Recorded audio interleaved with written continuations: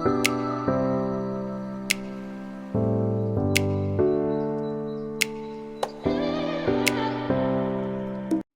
అండి, మా నెల్లూరు చేపల పులుసుని పక్కా కొలతలతో ఎప్పటికి మర్చిపోలేని అదిరిపోయే టేస్ట్తో ఎలా చేసుకోవాలో చెప్తాను. అయితే ఈ చేపల పులుసు చేసేటప్పుడు కొన్ని జాగ్రత్తలు ఖచ్చితంగా పాటిస్తే చాలా టేస్టీగా అద్భుతంగా కుదురుతుందండి. ఇప్పుడు నేను మీకు మా నెల్లూరు ఫేమస్ అయిన కిష్టపుచ్చి చేపల పులుసు ఎలా చేసుకోవాలో మీకు చూపిస్తాను. సో కొత్తగా వంట నేర్చుకునే వాళ్ళకి కానీ బ్యాచిలర్స్ కానీ ఈ చేపల పులుసుని చాలా టేస్టీగా చేసుకునే విధానం ఈ వీడియోలో చూపిస్తాను. నేను ఈ వీడియోలో చేపల పులుసు చూపించినట్టు ఖచ్చితంగా అలాగే చేయండి. మీకు 100% అస్సలు నీసు వాసన లేకుండా టేస్టీగా గుమగుమలాడే చేపల పులుసు కుదురుతుందండి. అందుకని మీరు ఈ వీడియోని ఫుల్గా స్కిప్ చేయకుండా చూడండి. అలాగే ఫస్ట్ టైం ఎవరైతే ఈ వీడియో చూస్తున్నారో సబ్స్క్రైబ్ చేయడం మర్చిపోవద్దు. ఈ వీడియో ఫుల్గా చూస్తే ఖచ్చితంగా ఈ చేపల పులుసు నచ్చి సేమ్ ఇలాగే ట్రై చేస్తారండి మీరు. నెక్స్ట్ ఇప్పుడు వీటికి కావాల్సిన ఇంగ్రీడియంట్స్ ఎందుకు చూద్దాము.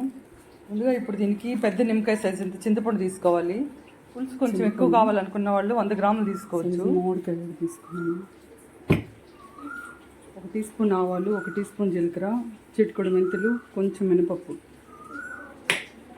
కొత్తిమీర, రుచికి తగ్గ ఉప్పు, అల్లం వెల్లుల్లి పేస్ట్, పసుపు, కారం, నిలువుగా చీల్చిన పచ్చిమిర్చి 3, ఉల్లిపాయ పెద్ద సైజుది, టమాటాలు పెద్ద సైజు 2,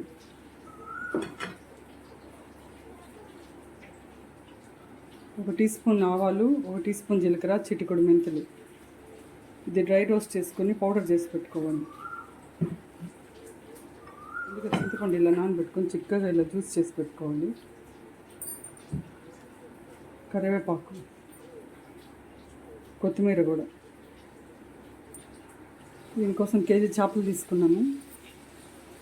మీకు ఇష్టపొచ్చే చేప ముక్కలండి. ముందుగా ఇవి నీసు వాసన పోయేదానికి ఉప్పు పసుపు వేసి శుభ్రంగా కడిగి పెట్టుకోవాలి. ఈ చేపల పులుసు గిన్నెలో కన్నా ఇలా సట్టిలో చేస్తే చాలా టేస్టీగా కుదురుతుంది. ఇప్పుడు ఈ చేపల పులుసుకి 4 స్పూన్లు ఆయిల్ తీసుకున్నాను. ఈ చేపల కూర ఎక్కువ ఆయిల్లో ఉడికితేనే ఆ నీసు వాసన అంతా పోయి బాగా టేస్టీగా ఉంటుందండి. ముందుగా హై ఫ్లేమ్ మీద నూనె బాగా కాగనివ్వాలి.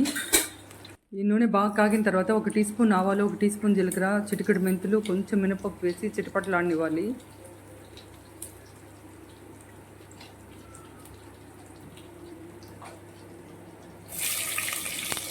ఈ పోపు వేగిన తర్వాత పెద్ద సైజు ఉల్లిపాయ ముక్కలు సన్నగా కట్ చేసి ఇందులో వేసుకోవాలి. ఇది వేగేటప్పుడే ఇందులో కరివేపాకు కూడా వేసేసుకోవాలి. దీన్ని హై ఫ్లేమ్ మీద వేసుకోవాలండి.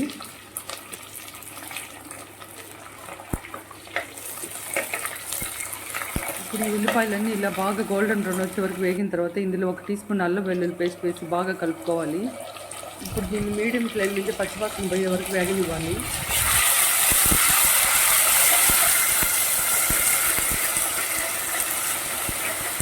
వేసిన అల్లం వెల్లుల్లి పేస్ట్ చిట్టపట్ట సౌండ్ పోయి కమ్మటి వాసన వచ్చిన తర్వాత ఇప్పుడు ఇందులో పచ్చిమిర్చి చిలికి 4, పెద్ద సైజు టమాటా ముక్కలు 2 వేసుకోవాలి.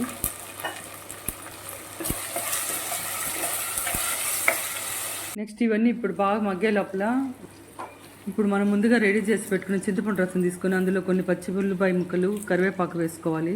ఇప్పుడు 3 పెద్ద టీ స్పూన్లు ఫుల్గా కారం కూడా వేసుకుందాము. ఇప్పుడు ఈ చింతపండు పులుపు తగ్గట్టుగా ఉప్పు కారం పడితేనే పులుసు బాగా టేస్ట్ వస్తుందండి. ఇప్పుడు ఇందులో బాగా మాగి మెత్తగా ఉన్న పండు టమాటాలు 4 వేసి బాగా పిసికేసుకోవాలండి. లేదంటే టమాటాలు మెత్తగా మిక్సీకి వేసి కూడా వేసేసుకోవచ్చు. ఇవన్నీ పులుసులో పచ్చిగా వేసి ఇలా కలపడం వల్ల ఈ పులుసు ఘాటుగా లేకుండా ఫ్లేవర్ అంతా ఈక్వల్ అయిపోద్ది.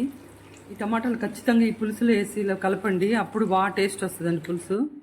ఇప్పుడు ఫ్రెష్గా ఉండే కొత్తిమీర కూడా ఇందులో వేసుకొని బాగా కలిపేసుకోవాలి. కాబట్టి మనం ఇలా కలుపుకోవడం వల్ల వీటికి ఉండే ఫ్లేవర్ అంతా పులుసుకి పట్టుద్ది. ఇలా చేస్తే పులుసు ఉడికేటప్పుడు నీసు వాసన లేకుండా మంచి స్మెల్ వస్తుందండి.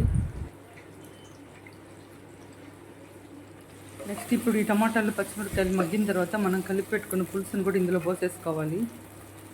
అలాగే ఈ చేపల కూర మనకి టేస్ట్గా రావాలంటే ఈ చింతపండు పులుసు కూడా మనం చిక్కగా కలుపుకోవాలి. ఈ పులుసు పోసిన తర్వాత ఇప్పుడు అంతా బాగా కలిసేటట్టు ఒకసారి కలుపుకుందాము.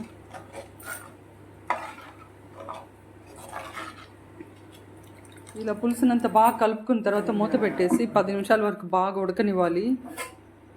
ఇప్పుడు ఈ పులుసు బాగా కొత్త ఉడికేటప్పుడే మనం ముందుగా కడిగి పెట్టుకున్న చేప ముక్కలు కూడా ఇందులో వేసేసుకోవాలి.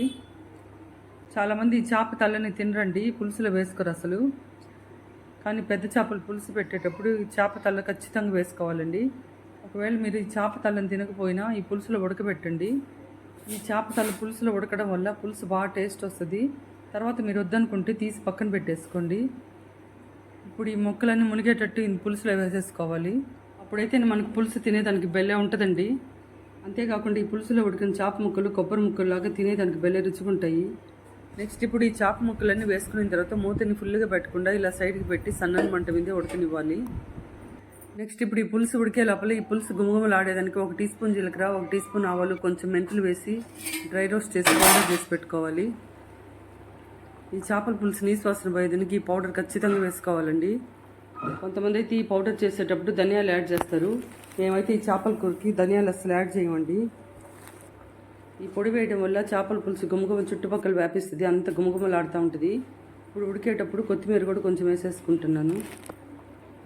నేనైతే ఈ పులుసు ఉడికేటప్పుడు కొత్తిమీరని అప్పుడప్పుడు యాడ్ చేస్తూ ఉంటాను. కాబట్టి ఈ కొత్తిమీరని కూడా ఎక్కువగా యాడ్ చేయడం వల్ల నీసు వాసన కూడా బాగా తగ్గిస్తుందండి. నెక్స్ట్ చేపల పులుసు ఉడికేటప్పుడు అప్పుడప్పుడు ఇలా తిప్పుతూ ఉండాలి, గరిటెతో అస్సలు కలపెట్టకూడదు. కాబట్టి ఇలా మనం తిప్పడం వల్ల ముక్కలు అస్సలు చెదిరిపోకుండా ఉంటాయి. అంతేకాకుండా ఉప్పు, కారం, పులుసు అన్నీ బాగా పడతాయండి ముక్కలకి. నెక్స్ట్ ఇప్పుడు ఈ ఉడికే స్టేజ్లోనే మనం మామిడికాయ ముక్కలు కూడా వేసేసుకోవాలండి. ఈ నెల్లూరు చేపల పులుసు అంటేనే పచ్చి మామిడికాయని ఖచ్చితంగా వేస్తారండి అందరూ. మనం ఈ పులుసుకి చెరువు చేపలు కదండి వాడేది, ఇవి కొంచెం నీసు వాసన ఎక్కువ ఉంటాయి. కాబట్టి ఈ మామిడికాయ వేస్తే టేస్ట్ అద్భుతంగా కుదురుతుంది. అయితే ఈ మామిడికాయని మనం పులుసులో వేసేటప్పుడు మంచి పుల్లటి మామిడికాయని సెలెక్ట్ చేసుకోవాలండి. మామిడికాయ పండిపోయినా పులుపు తక్కువ ఉన్న టేస్ట్ బాగుండదు. నెక్స్ట్ ఇప్పుడు మనం కొత్తిమీర, మామిడికాయ వేసిన తర్వాత మళ్ళీ ఇంకోసారి ఈ పులుసుని ఇలా తిప్పుకోవాలి.